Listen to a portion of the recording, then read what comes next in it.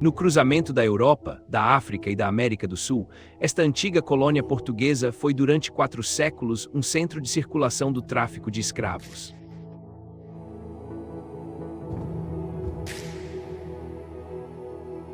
Um passado doloroso que forjou a alma de um povo de múltiplas identidades. Nem Europa, nem África, mas Cabo Verde, diz um ditado local.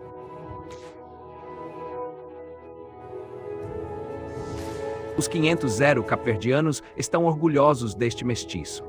É uma forma de cultura única. A música, as artes e o sentido da festa permitiram a este povo desenvolver um modo de vida singular.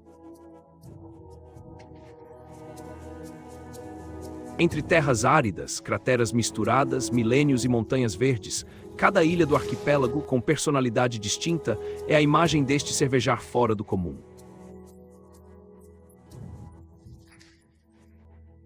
A imagem de um país arco-íris.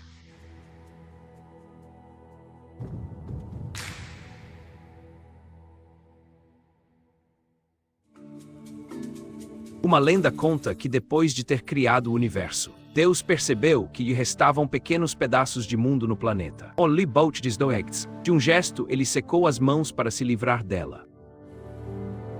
Pouco tempo depois, dizia Paruri. É assim que seria nascido o Cabo Verde. Um paraíso quase esquecido, perdido no meio do Oceano Atlântico.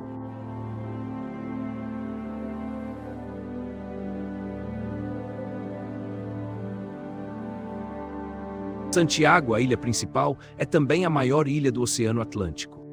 A capital do país tem mais de 120 habitantes.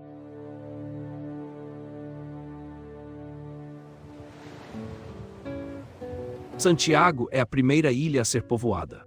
Ela é o berço do país onde tudo começou.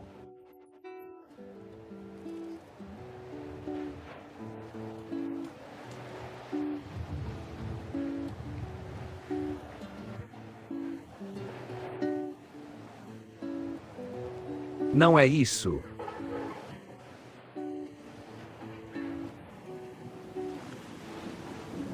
Não, é um... O Lúcio, músico e escritor, é também ex-ministro da Cultura.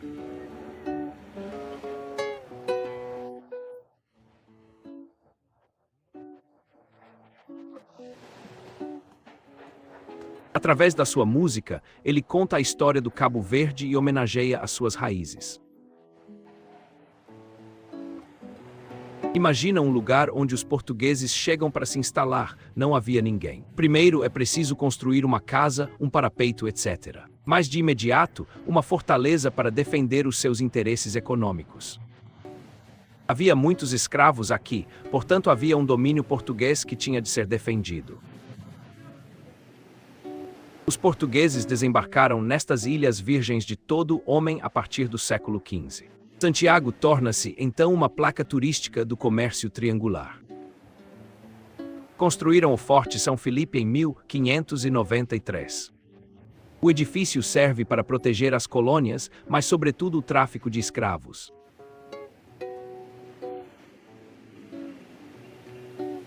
O comércio triangular de escravos fez de Cabo Verde o que é hoje. Ele matou muitas coisas, mas é um fenômeno da Fênix. É a partir da morte dos outros que nascemos. 4 milhões de escravos a caminho da América passaram pela ilha. Vêm principalmente das costas mais próximas, as do Senegal e da Guiné. Foi aqui, pela primeira vez na história da humanidade, que os negros e os brancos se encontraram de forma violenta. Então, também é preciso resolver o dilema de como viver com duas peles. Como viver entre duas línguas? Como viver entre dois músicos? O crioulo é uma cultura fundada no dilema. Porque temos na mesma pele, a pele do Colum, a escravidão ao mesmo tempo. Parte das minhas raízes é invisível, porque estão no fundo do oceano. Se eu procurar as minhas raízes europeias, vamos encontrá-las até chegar a Matusalém.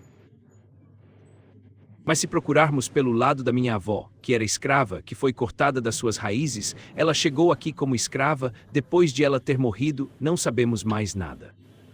Tudo está perdido no fundo do mar, no vento, nas poeiras da história. O arquipélago enriqueceu-se ao contato com todas as influências que o moldaram. Os cabo-verdianos têm origens muito diversas. Portugueses, africanos, mas também franceses, ingleses e italianos. Ao longo dos séculos, uma população métissa viu o dia e fez deste arquipélago a primeira nação crioula.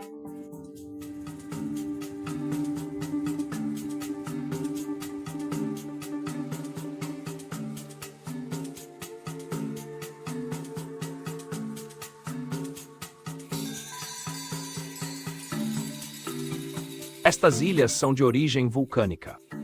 Foram surgidas há cerca de 20 milhões de anos para as ilhas do leste e 8 milhões para as do oeste.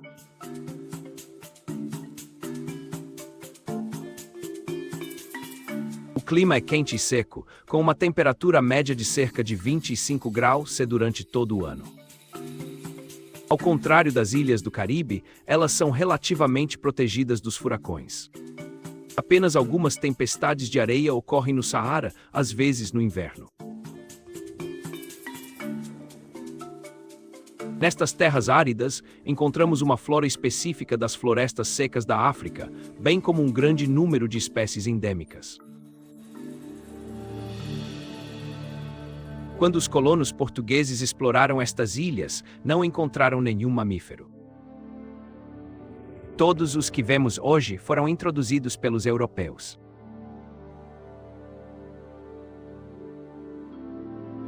A história do Cabo Verde e dos seus habitantes é inseparável do comércio de escravos e da presença portuguesa. Estas montanhas foram várias vezes o teatro de episódios trágicos. Era onde os escravos em fuga encontravam refúgio.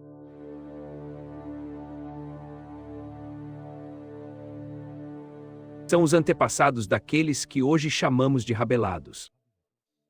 Formam uma comunidade religiosa à parte. Os rabelados são pessoas que foram eleitas pelos reis da terra. São pessoas que foram eleitas pelos reis da terra. Hoje vamos falar de uma comunidade muito importante. Ela surgiu no nosso país. Vamos trabalhar nos rabelados. Ouviu falar dele? Também são chamados de revelados porque acreditam ter recebido uma revelação. Alguém sabe o que significa a palavra revelação?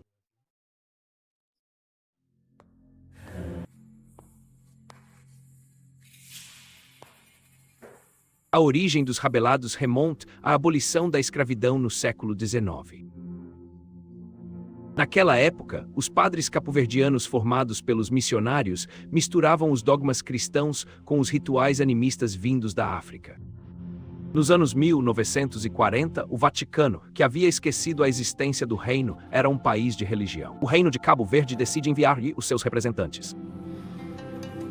Descobre então que os sacerdotes têm várias mulheres e filhos, o que não pode ser tolerado, e impõe o restabelecimento das regras de celebração, de costume e de ensino religioso.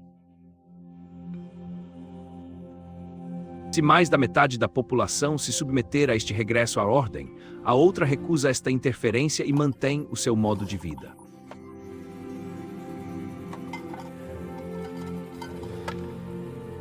Tornados paria são perseguidos, presos e deportados. Muitos fogem para as montanhas e constroem uma sociedade utópica baseada no compartilhamento e na liberdade espiritual. Eles vão chamar-se Lis Rabelados, os rebeldes em crioulo. Até hoje, a pequena aldeia de Espinho Branco guarda a memória desse êxodo e da sua independência face aos poderes políticos e religiosos.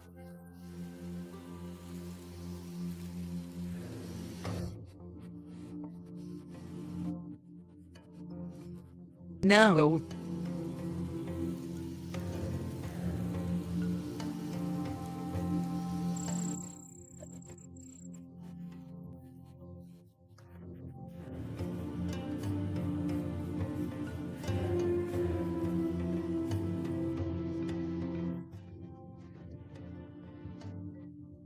Eu sei o que é ser uma.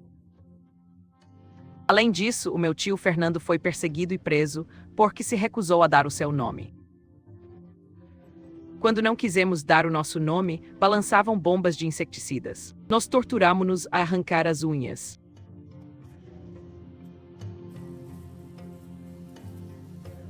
Quando quisemos libertá-lo, não saiu. Ele prefere ficar na prisão.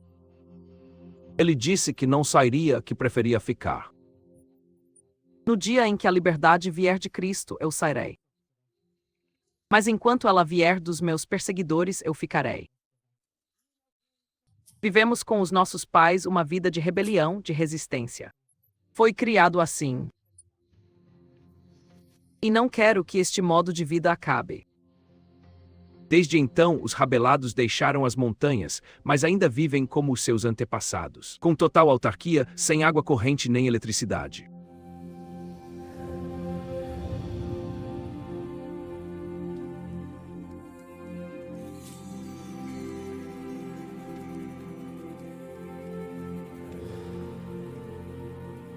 Várias vezes por ano, os aldeões reúnem-se para assistir a litanias.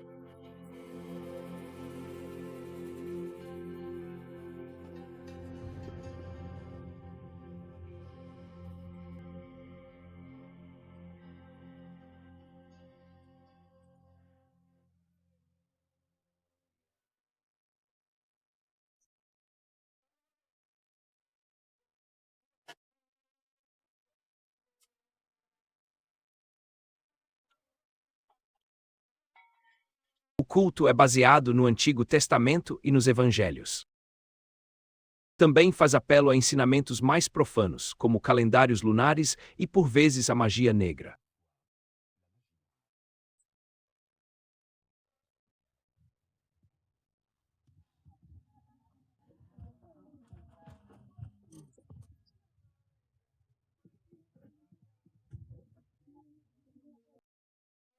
No final da cerimônia, as mulheres abraçam a cruz em honra da Virgem Maria.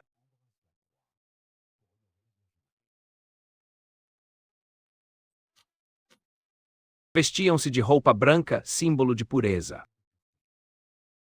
Estes cantos vão durar até ao amanhecer.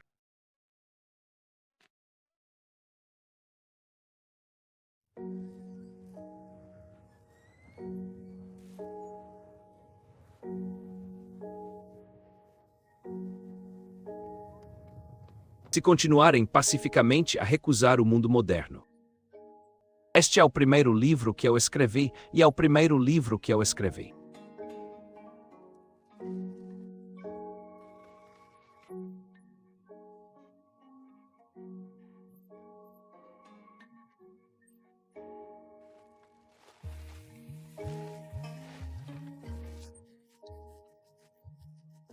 Cultural único dos rabelados. Há 8 anos, ela conseguiu penetrar na comunidade muito fechada da aldeia de Espinil Branco e ganhou a confiança dos seus habitantes. Desde então, Misa os introduziu a meios de expressão que até então lhes eram estranhos. Com eles, ela criou o Atelier Rabelart. Nunca viram um livro de arte. Nunca viram uma técnica. Nunca viram televisão. Não me influenciaram. Então, é realmente algo que saiu da expressão livre. E daí, 2, 3 meses depois, nasceram as histórias verdadeiras entre a vida nas montanhas. Entre a cultura, entre os contos, entre as divindades. É tudo um mundo, o mundo da oralidade, passado com a transição da expressão.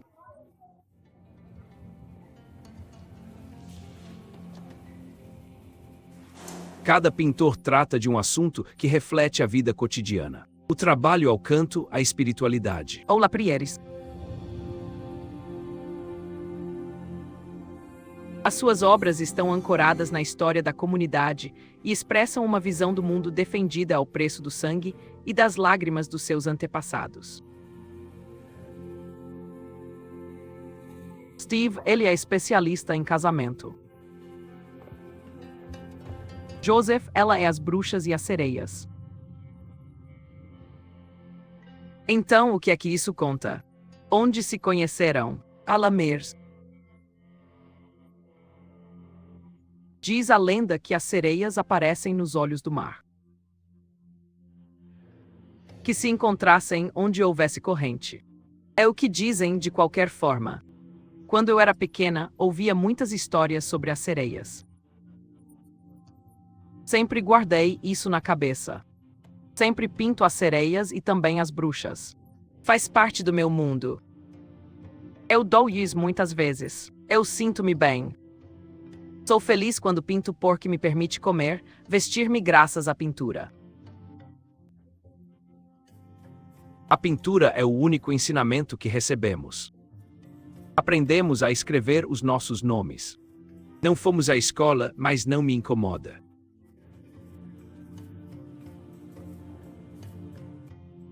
Espinho Branco tornou-se o principal aldeão artesanal de Cabo Verde. Desde então, estes jovens pintores foram expostos em França, Portugal e Senegal. A venda dos seus quadros ajuda toda a aldeia a melhorar o seu dia a dia. A identidade capivarda está em constante evolução e não cessa de se reinventar. Nos últimos anos, a maioria dos cabo-verdianos fez uma espécie de regresso às fontes, a que alguns chamam a sua coluna vertebral, a África. E é através da música e dos cantos que estas origens se expressam.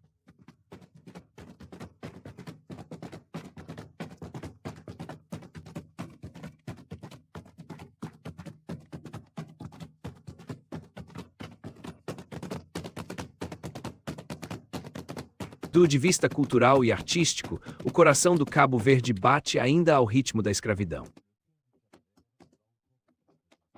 Foi nestas terras que foi inventado o batoque. O batoque regroupa a foz música, canto e dança.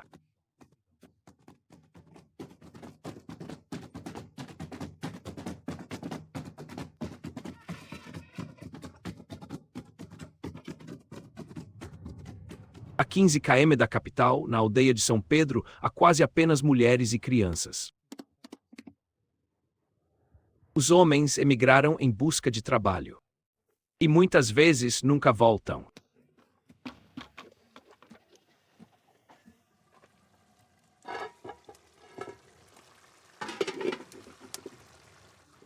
São chamadas de viúvas de lenços brancos, de personalidade forte, com um bom humor. Hoje ninguém usa calças. Estamos todos de saia. Desde que não haja muito ar.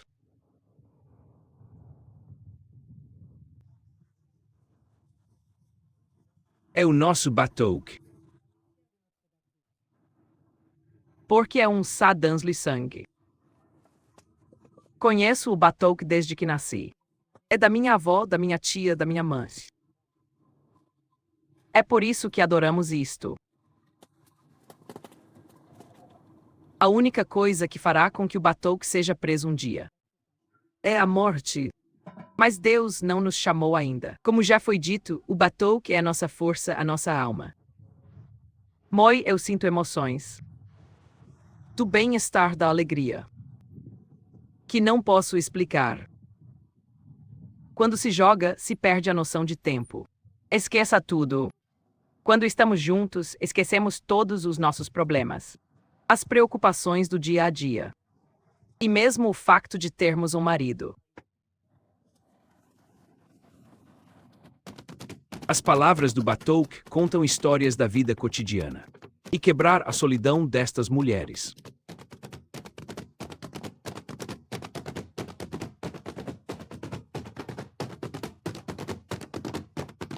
São os escravos que trouxeram consigo os ritmos e as sementes de que se tornaria o batoque. Como não tinham instrumento, tocavam com as mãos. Não.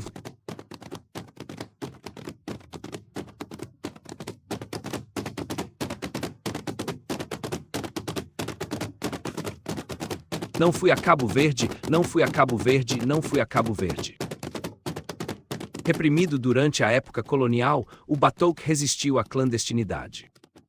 Desde então, tornou-se um símbolo da identidade capivarda.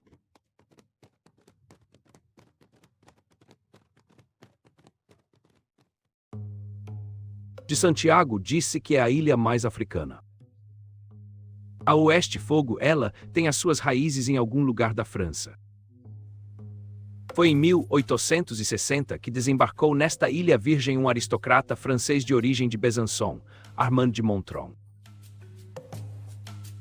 Ele fez então escala no Cabo Verde em sua viagem para voltar ao Brasil. Ele nunca mais vai partir.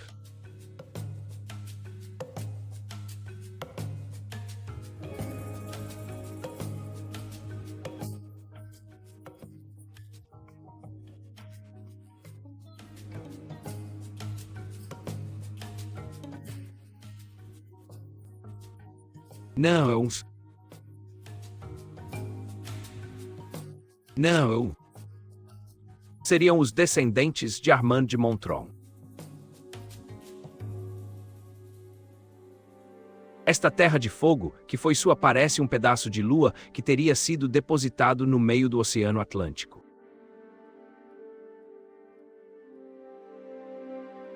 Uma decoração de cinzas à vista.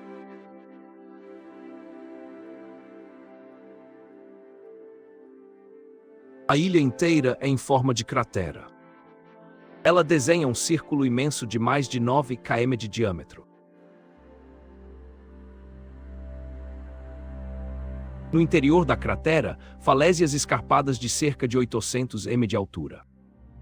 Os restos de um vulcão antigo, mais de 3 milhões de anos.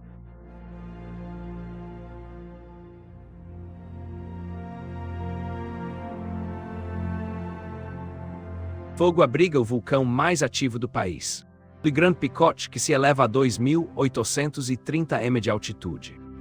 É também o culminante do Cabo Verde.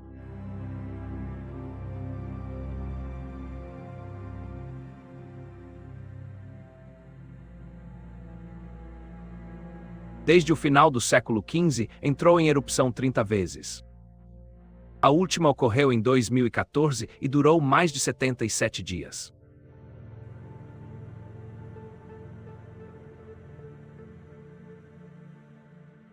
A village de Chá das Caldeiras. Literalmente a planície das crateras, a então foi quase totalmente destruída. José nasceu aqui. Ele teve 2 erupções e cada vez a lava atingiu a casa.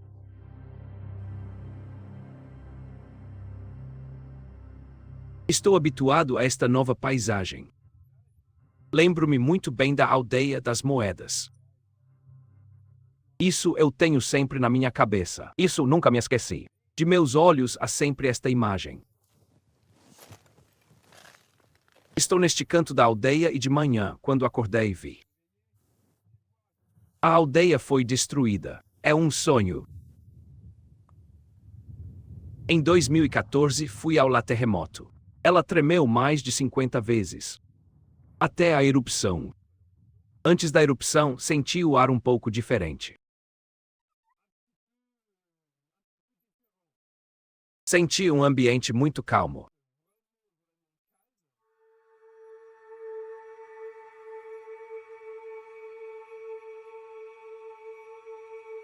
A lava desceu de forma inexorável.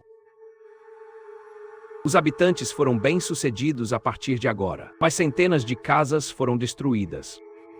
A estrada principal, que ligava a terra ao resto da ilha, foi cortada. Hoje em dia, os habitantes reconstruem as casas que foram engolidas.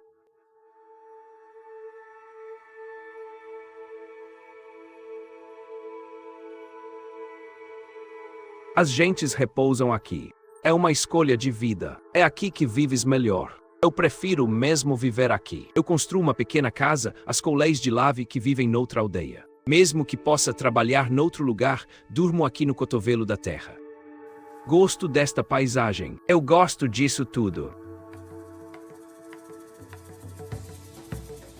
Os aldeões estão muito ligados a esta terra, porém hostil. Para eles, o vulcão não é um inimigo, mas sim um aliado. Esses múltiplos cursos de lava fertilizaram a Terra de Fogo e tornou possível uma cultura diversificada de árvores frutíferas e de café. As vinhas foram plantadas a 2.000 metros de altitude. Vinhas cujas primeiras cepas foram trazidas por Armand de Montron. É uma terra verdadeiramente vulcânica. O vulcão está em erupção. A estreia escolheu o que escolher é isso. Chama-se puzzle. A terra é realmente fértil. Estou a dizer que há uma respiração muito úmida. Também cheira a enxofre. Tudo o que plantamos aqui cresce. Então a vinha é mesmo uma plantação que eu gosto muito. Porque muitas vezes numa plantação de feijões, de pequenos porcos, de mandioca, de feijões, de tudo. E com os anos, e depois as árvores começam a extinguir-se. Mas a vinha nunca. Há um tipo de uva que esta videira dá. Ela produz o branco, o vermelho, o mosquete branco. E o mosquete vermelho também. A videira cresce nas cinzas do vulcão, sem irrigação nem fertilizantes. Fogo é a única ilha do Cabo Verde com vinhedos. A pequena quantidade produzida é consumida principalmente no local, ou a praias. Ao norte da Terra de Fogo, um jardim do Éden Santo Antal. Chamada de L'Occidentale, a ilha é a mais remota do continente africano. Ela é famosa por ser a granjeira do país. O Cabo Verde conheceu uma série interminável: a fome e a seca.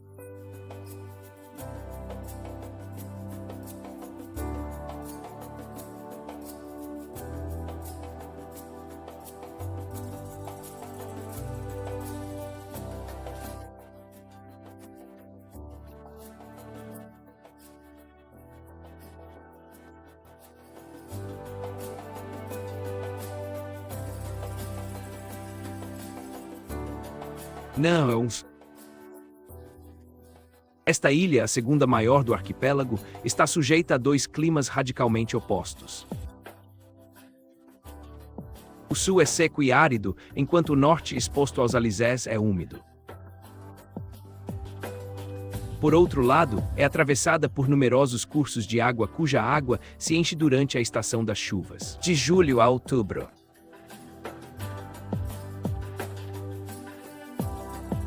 As fontes correm desde o topo das montanhas. Muitas vezes é preciso percorrer vários quilômetros para os alcançar.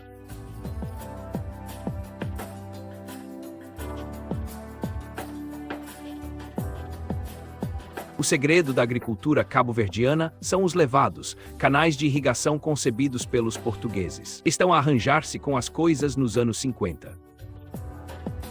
Kevin, 20 anos. É o que chamam em crioulo de mirim d'água. O mestre das águas.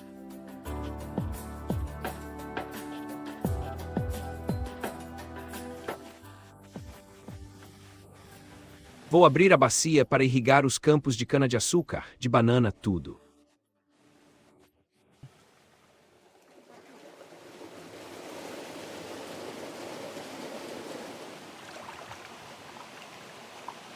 A água vem de uma fonte no topo da montanha e chega a esta pequena bacia.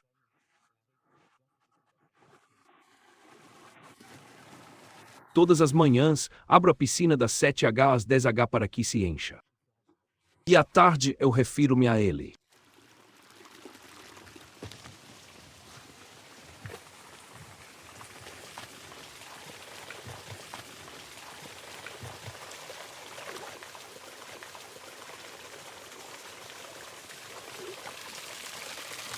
Aqui fecho a boca para impedir que a água passe e a faça circular até lá embaixo.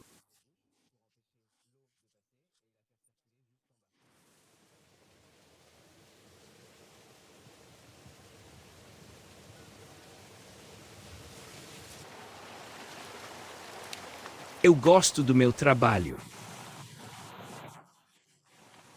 Se é para me levantar cedo e ficar em casa, prefiro vir aqui e ocupar-me do campo.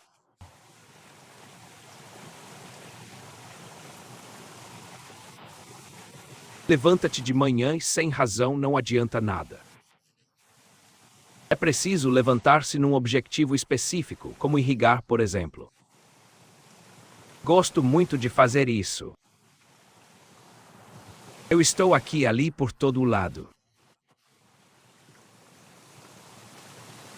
As levadas percorrem culturas em terraço que foram pacientemente escavadas no flanco de montanha.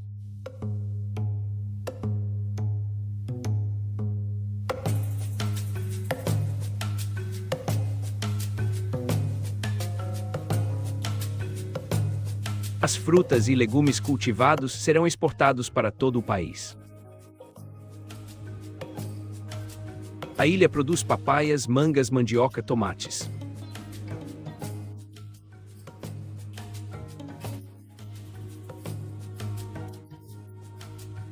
E as bananas.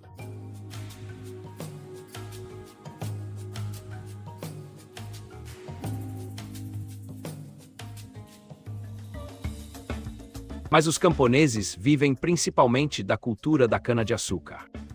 Foi introduzida no século XV pelos portugueses, que implantaram esta cultura em todas as possessões do reino. A cana-de-açúcar no Cabo Verde é uma herança do reino. É uma das principais, mas para os habitantes é hoje um meio de sobrevivência. Numa ilha onde o nível de vida é particularmente baixo.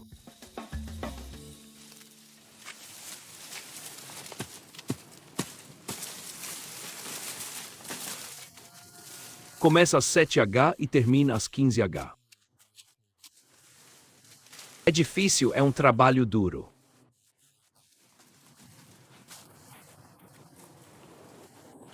As folhas de cana-de-açúcar são muito cortantes. É como uma coxa. É obrigatório proteger-se da cabeça aos pés.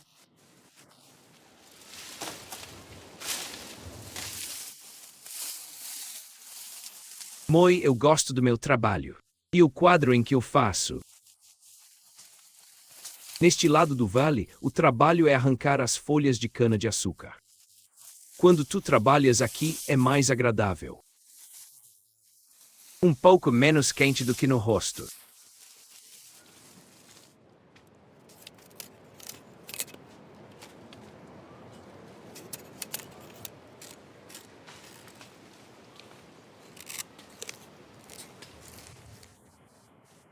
A cana tem um sabor muito doce.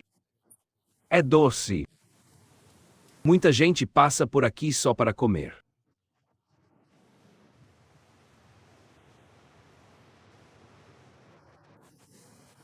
Quando fazemos uma pausa no trabalho, comemos um pedacinho de cana enquanto saboreamos um pequeno grog. É muito bom.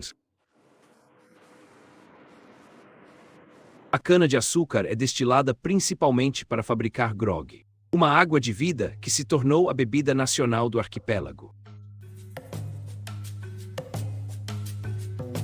Algumas destilarias de Santo Antão ainda utilizam métodos de fabricação herdados da era colonial, como o trapiche, um moulin tradicional.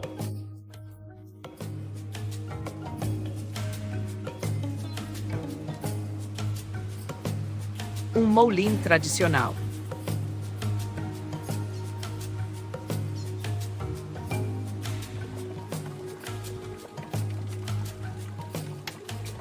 Esta prensa teria mais de 400 anos. Hoje, os boiões substituíram os escravos.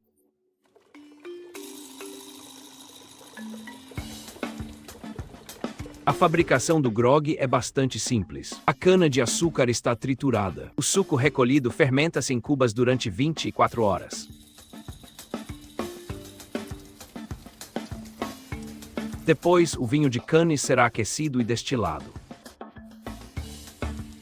Os 2 milhões de litros de grog produzidos anualmente em Santo Antão são vendidos em todo o Cabo Verde. Mas é na ilha vizinha de São Vicente que se consome a maior parte.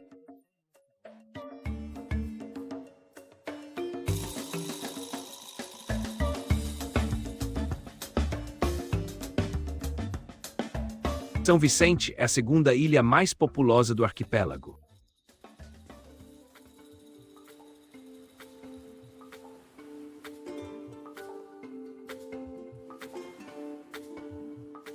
A maior parte da população está concentrada na cidade portuária de Mindelo, que conta com 70 habitantes. Mindelo é considerada a capital cultural de Cabo Verde.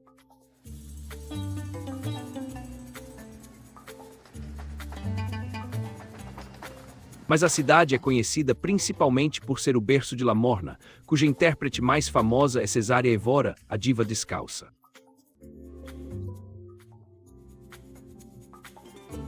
A morna é uma música nostálgica e lamentável, que celebra muitas vezes o exílio e o afastamento.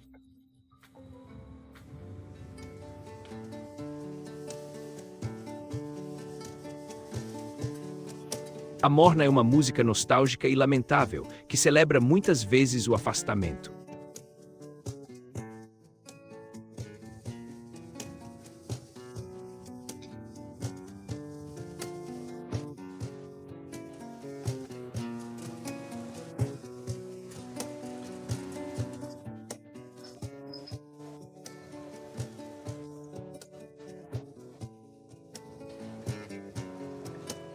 Este é o primeiro livro que eu escrevi e é o primeiro livro que eu escrevi.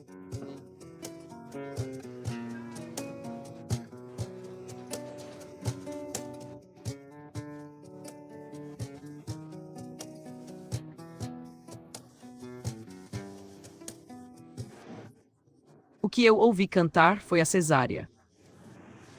Sempre gostei de ouvir a morna cantar. Isso despertou em mim um amor especial por este gênero de música. E também porque é parte da raiz das nossas terras. Quando cantamos a morna, todos sabem que faz parte da história do Cabo Verde e que reflete certas situações da vida dos cabo-verdianos. Desde a morte de César Évora em 2011, os artistas cabo-verdianos não cessaram de reivindicar o seu legado.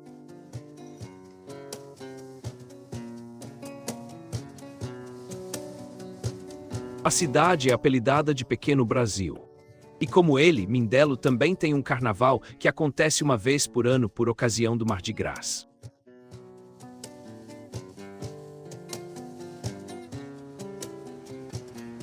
Durante meses, os habitantes competem por engenhosidade para apresentar o mais belo dos cortes.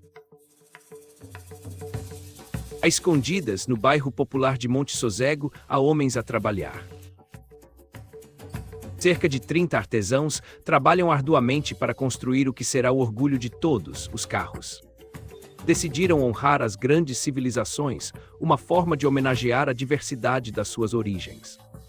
3 personagens serão construídos. Eles vão simbolizar a África, a América e a África.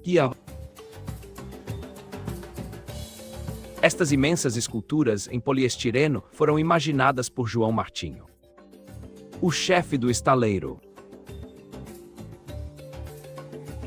Tem de haver um bom final.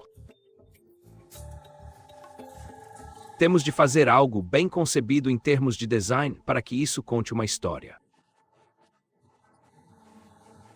É preciso fazer uma investigação aprofundada sobre as civilizações nos livros na internet. Mas quando fizermos a pesquisa, acontece que a cultura africana é extraordinariamente rica. Principalmente através dos diferentes reis e das suas dinastias. Somos um povo nascido da escravidão, mas também um rei. Em uma bel copo de arroz em África, temos de apropriar-nos da nossa história. Nosso primeiro caráter será sem dúvida o caráter africano. O da terra-mãe. Muitas pessoas dizem que se inspiraram no Brasil. Mas é diferente. O carnaval tem a sua própria identidade. A imagem da nossa visão do mundo.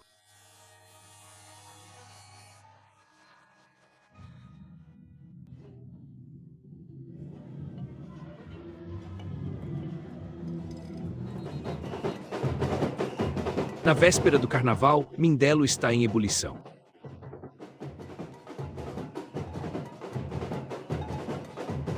Nas ruas, vários grupos já começaram a desfilar. O mais popular e impressionante é sem dúvida o dos mendigos.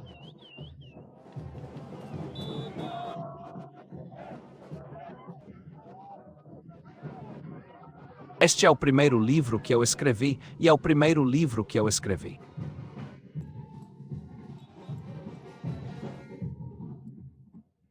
Povo da África Ocidental, de quem se supõe que sejam originários de Cabo Verde.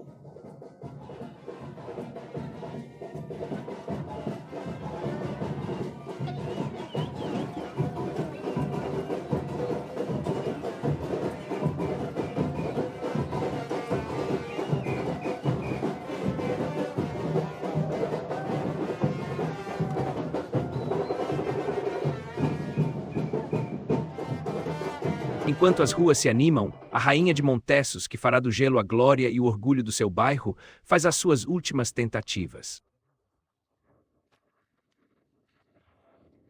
Ela é encarnada este ano por Célia, uma jovem que vive atualmente nos Países Baixos, mas que nasceu no bairro de Montessozegal.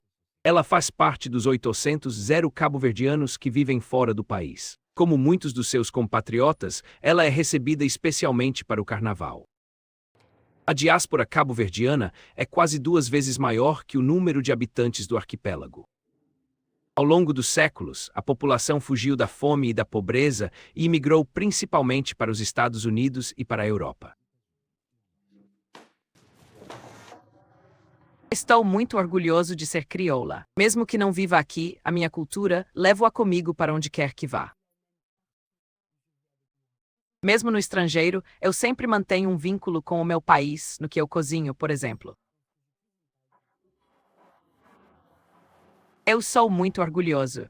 E, aliás, a palavra orgulho não é forte o suficiente para dizer o quanto eu gosto da minha identidade. Eu nunca disse que sou holandesa. Quando eu fizer a pergunta, eu digo sempre que sou crioula. Além disso, na Holanda, raramente sabem onde se encontra o Cabo Verde. Então explico-lhes que é parte da África.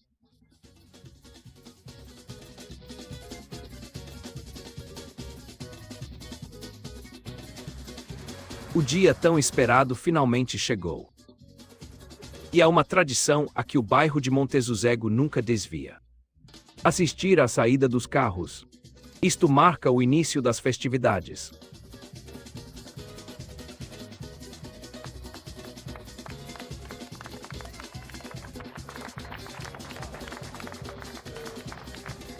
O primeiro-ministro é uma maravilha. Ou melhor, são todos maravilhosos. Mas vamos assistir às outras saídas para ver os outros. Mas pelo que vejo, parece muito bem. Fizeram um bom trabalho. Temos de estar lá para os elogiar e para eles perceberem o seu trabalho maravilhoso.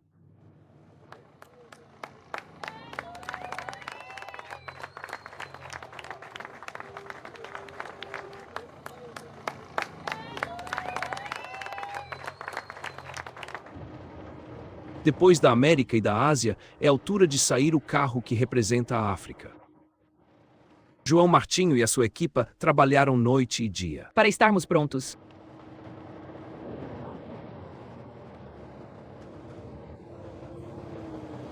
Podes estar orgulhoso de ti.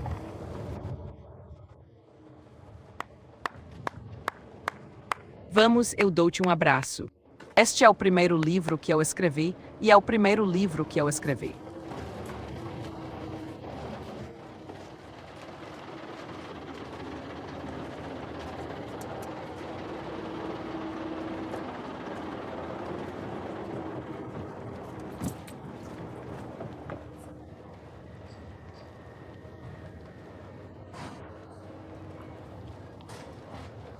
O cortejo reuniu-se em Branly. O desfile começa com o hino do bairro, Montsu, o diminutivo de Montesozego.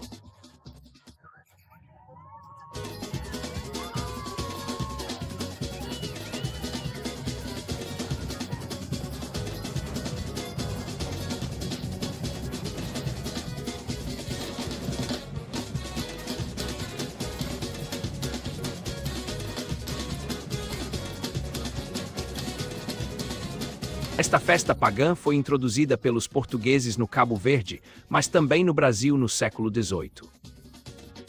A sua origem remonta à festa do Introudo, um evento que durava 3 dias no início da quaresma e que consistia em jogar lama ou outros líquidos nauseabondes, ovos e farinha.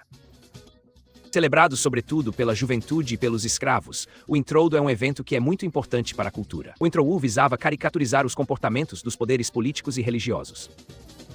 A sua brutalidade e as suas maneiras pouco civilizadas foram reprimidas pelas autoridades. A legislação foi, no entanto, pouco aplicada pelas populações. Os seus costumes desapareceram no final do século XIX para dar lugar à música e aos trajes.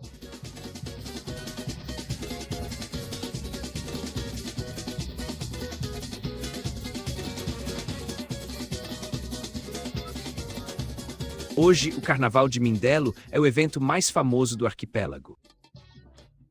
Sua notoriedade começa no meio do século XIX com o surgimento da cidade, graças à instalação de um depósito de carvão que permite que os barcos a vapor se abasteçam.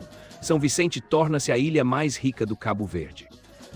Os habitantes das outras ilhas vinham então ao porto de Mindelo para encontrar trabalho e aproveitar a animação da cidade. Mindelo torna-se um de encontro multicultural e multilingue, onde europeus e sul-americanos se cruzam ao ritmo do passeio dos navios.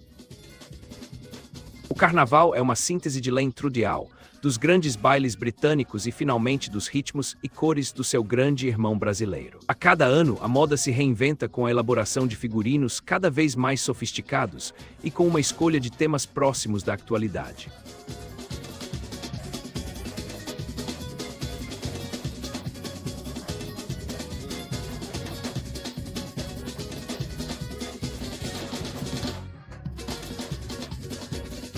Os cortes se seguem até ao amanhecer. O Carnaval de Mindelo é a imagem do país. É uma mistura harmoniosa de tradições remotas, emprestadas à África e à Europa. Não.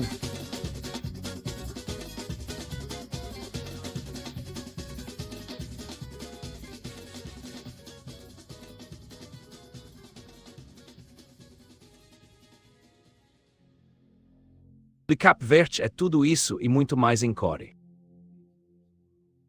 Uma terra do fim do mundo, numa paisagem modelada pela lava e pelos ventos. Imaginem esta terra hostil e áspera. Ela é muito acolhedora e carinhosa. Os seus habitantes conseguiram adaptar-se, com o seu trabalho e as suas convicções fortes, às ilhas que os acolheram. Segundo uma lenda, o arquipélago deveria permanecer para sempre desprovido de qualquer presença humana. Mas Deus se enganou e o povo capoverdano tornou-se o símbolo do mestiço e da diversidade. O Cabo Verde é um país de tolerância, com charmes indescritíveis. Uma nação quente e múltipla. Uma nação arco-íris.